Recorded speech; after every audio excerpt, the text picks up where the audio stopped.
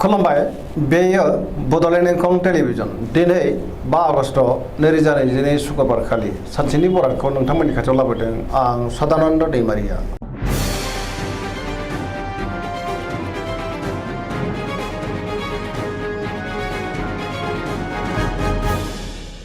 सिगां फरायनो लादों मेष राशि गिबि हांखो अ ल। दिनैनि साना जोबोर मोजां, बयजोंबो मोजां सोमोन्दो लाखिनो रोंगोन, जेरावबो जाफुंसारगोन, सुथुरखौ फेजेननो हागोन, बहाबा थांनांगौब्ला दिनै जोबोर मोजां आरो मोजाङैनो हान्थिनोबो हागोन। मावनो लानाय खामानिखौ थि समावनो मावफुंनो हागोन, गोसोखौ दिनै जोबोर गोजोननाय मोनगोन, देहाया मोजाङै थागोन। अब्लाबो नाथाय जानाय लोंनायाव सांग्रां जानांगोन, बयनिफ्रायबो मोजां खौरां फैनो हागौ। रांखावरियाव दिनै जोबोर मोजां, गोबां धोन आरजिनो हागोन, आयाबो बांगोन। बेफार फालांगियाव दिनै जोबोर मोजां, सोरबा लोगोनि हेफाजाबखौ मोननो हागोन। न'खराव बिसि फिसायनि गेजेराव अननानै फैगोन, बिमा बिफानि अननाय आरो बोरखौ मोनगोन। गुबुननि गोसोखौ गोरलैयैनो बोनो हागोन, गोसोनि साननायफ्रा जाफुंगोन, गोसोनि बोलोआबो बांगोन, समाजाव मान मोननो हागोन। सेंग्रा सिख्लाफ्रा बहानिफ्रायबा मोजां खौरां मोननो हागौ, गोसोआ दिनै जोबोर रमान्टिक जागोन। फरायसाफ्रा फरायनायाव गोसो दुंखांगोन आरो मोजां फिथाइ मोननोबो हागोन, पजिटिभ एनार्जिनि गोहोमबो गोग्लैगोन।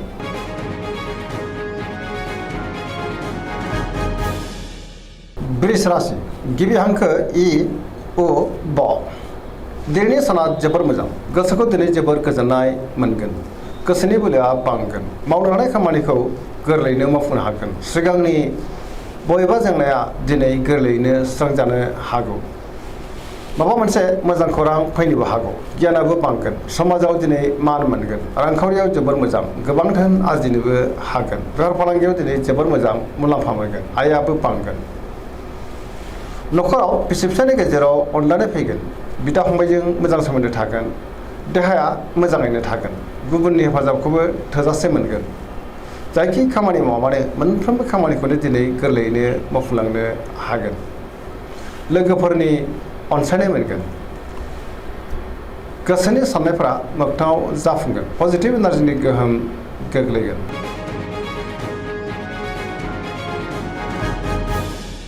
मिथुन राशि गिबि हांखो क स। दिनैनि साना बारा मोजां नङा, नेगेटिभ एनार्जिनि गोहोम गोग्लैनो हागौ। मोनफ्रोमबो बिथिङाव सांग्रां जानांगोन, गियाननि आंखाल जानोबो हागौ, गोसोखौ दिनै जोबोर उसुखुथु मोनगोन, गोसोआ जोबोर आला खालाबो जागोन, देहाया मोजाङैनो थागोन। अब्लाबो नाथाय जानाय लोंनायाव सांग्रां जानांगोन। रांखावरियाव बारा मोजां नङा, गोबां खहा जानांनोबो हागौ। बेफार फालांगियाव बारा मोजां नङा, न'खराव दिनै अनलायनाय फैगोन, समाजाव मान मोनगोन। अब्लाबो नाथाय नेगेटिभ एनार्जिनि गोहोम गोग्लैनो हागौ, सांग्रां जानाया गाहाम।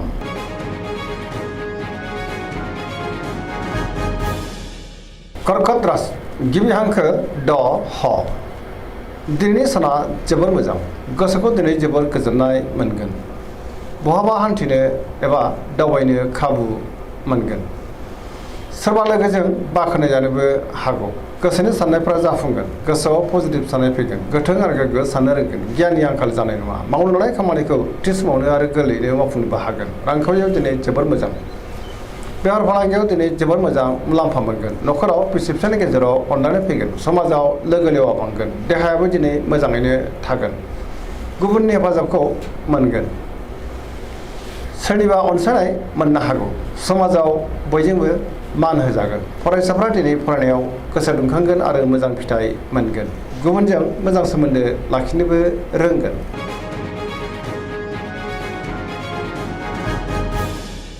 सिंह राशि गिबि हांखो म ट।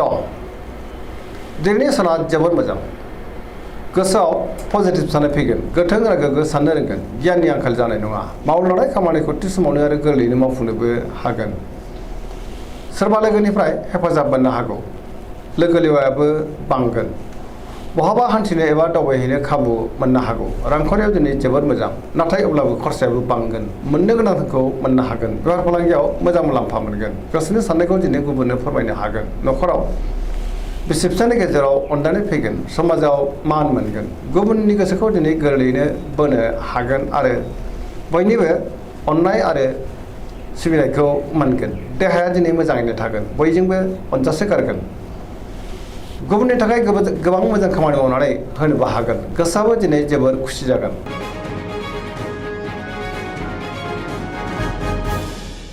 कन्या राशि गिबि हांखो प ट दिनैनि साना जोबोर मोजां बयजोंबो मोजां सोमोन्दो लाखिनो रोंगोन गोसोआव पजिटिभ साननाय फैगोन गोथों आरो गोग्गो साननो रोंगोन गियाननि आंखाल जानाय नङा।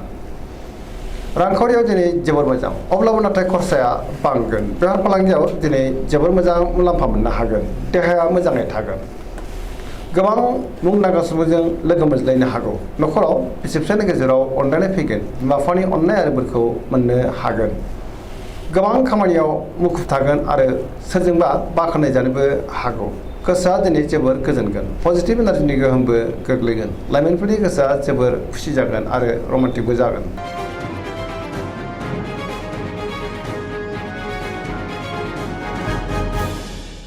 तुला राशि गिबि हांखो र ट दिनैनि साना जोबोर मोजां जेरावबो जाफुंसारगोन गोबां रोखोमनि जेंनाखौ दिनै गोरलैयैनो सुस्रांनो हागोन गोग्गो गियाननि आंखाल जानाय नङा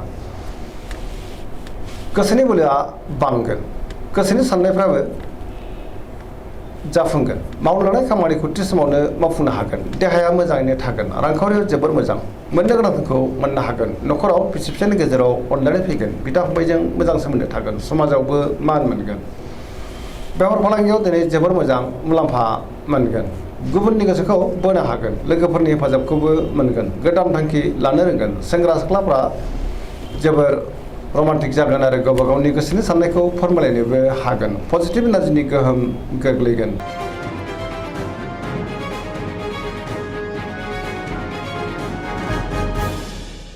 वृश्चिक राशि गिबि हांखो न स दिनैनि साना जोबोर मोजां बयनिबो अनसायनाय मोनगोन गुबुननि गोसोखौ गोरलैयैनो बोनो हागोन पजिटिभ एनार्जिनि गोहोमबो गोग्लैगोन सुथुरखौ गोरलैयैनो फेजेननो हागोन समाजाव लोगो लेवा बांगोन गोसोआव गोग्गो आरो गोथों साननाय फैगोन मावनो हानाय खामानिखौ थि समावनो आरो गोरलैयैनो मावफुंनोबो हागोन गुबुननिफ्राय थोजासे हेफाजाब मोननो हागोन गोसोनि साननायफ्रा मोगथाङाव जाफुंगोन गोसोनि बोलोआबो बांगोन समाजाव मान मोनगोन न'खराव बिसि फिसायनि गेजेराव अनलायनाय फैगोन बिदा फंबायजों मोजां सोमोन्दो थागोन आरो बयनिबो अनसायनायखौ मोननो हागोन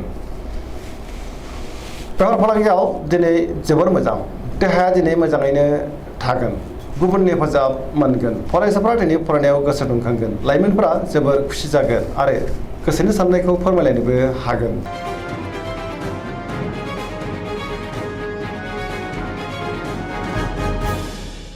धनु राशि गिबि हांखो ध फ भ दिनैनि साना मोजां आरो गाज्रिनि गेजेरजों बाबेनलांगोन गोसोआव गोनो गोथो साननाय फैगोन सुथुरा बांनो हागौ मावनो हानाय खामानिखौ थि समावनो मावफुंनो गोब्राब जागोन माबा नङा माबा मोनसे हेंथा फैनो हागौ गोसोनि साननायफ्रा देबार नांगोन रांखावरियाव मोजां अब्लाबो नाथाय खरसाया बांगोन मोननो गोनांखौबो दिनै मोननो हागोन बेफार फालांगियावबो दिनै जोबोर मोजां मुलाम्फा मोननो हागोन समाजाव मान मोनगोन बहाबा थांनांगौब्ला दिनै जोबोर मोजां आरो मोजाङैनो हान्थिनोबो हागोन देहाया मोजाङै थागोन न'खराव अनलायनाय फैगोन बहानिफ्रायबा नाथाय हरखाबै गाज्रि खौरांबो फैनो हागौ लाइमोनफोरनि गोसोआ दिनै जोबोर आला खाला जागोन नेगेटिभ एनार्जिनि गोहोमबो गोग्लैनो हागौ सांग्रां जानांगोन।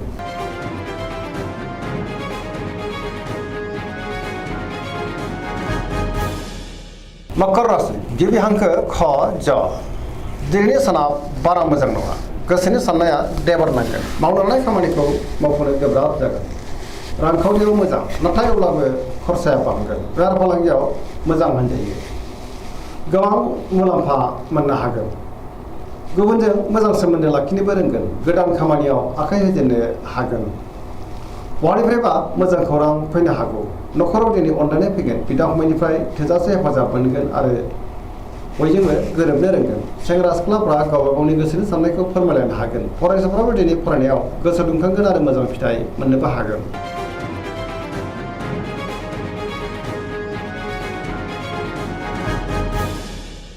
कुम्भ राशि गिबि हांखो ग स दिनैनि साना बारा मोजां नङा गोसोखौ जोबोर गुलुं गुजुं मोनगोन मावनो लानाय खामानिखौ थि समाव मावफुंनो गोब्राब जागोन बहानिफ्रायबा हरखाबै गाज्रि खौरांबो मोननो हागौ समाजाव मान मोनगोन गोबां मुंदांखा सुबुंजों दिनै लोगो मोनज्लायनो हागौ रांखावरियाव मोजां बहानिफ्रायबा गोबां धोन मोनगोन।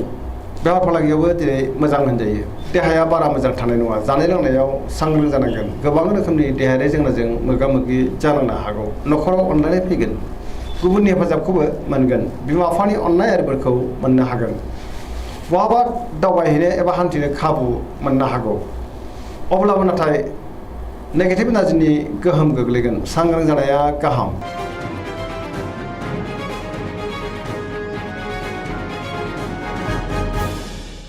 मीन राशि गिबि हांखो ड स। दिनैनि साना जोबोर मोजां। गुबुननि थाखाय गोबां मोजां खामानि मावनानै होनोबो हागोन। गोसोआव पजिटिभ साननाय फैगोन। गोथों आरो गोग्गो साननो रोंगोन। गियाननि आंखाल जानाय नङा। गावनि गोसोनि साननायखौ दिनै गुबुननो फोरमायनो हागोन। देहाया मोजाङै थागोन। अब्लाबो नाथाय जानाय लोंनायाव सांग्रां जानांगोन। बेफार फालांगियाव जोबोर मोजां। रांखावरियाव दिनै जोबोर मोजां। गोबां मुलाम्फा मोननो हागोन। न'खराव अनलायनाय फैगोन। सोरजोंबा बाख्नाय जानोबो हागौ। लाइमोनफोरा जोबोर रमान्टिक जागोन आरो गावबा गावनि गोसोनि साननायखौ फोरमायलायनोबो हागोन। पजिटिभ एनार्जिनि गोहोमबो गोग्लैगोन। फरायसाफ्रा दिनै फरायनायाव गोसो दुंखांगोन आरो मोजां फिथाइ मोननोबो हागोन। धोरोमारि बिथिङावबो गोसो दुंखांगोन। दिनैनि राशि फरायनाया एसेनोसै। जोबनायाव बेखौनो खावलायो जाहाथे नोंथांमोना सानफ्रामबो जोंनि बे बड'लेण्ड इंखं टेलिभिजनखौ नायबाय थायो आरो साबस्क्राइब खालामो, लोगोसे लाइक खालामो आरो शेयार खालामो। एसेनोसै, गोजोन्थों।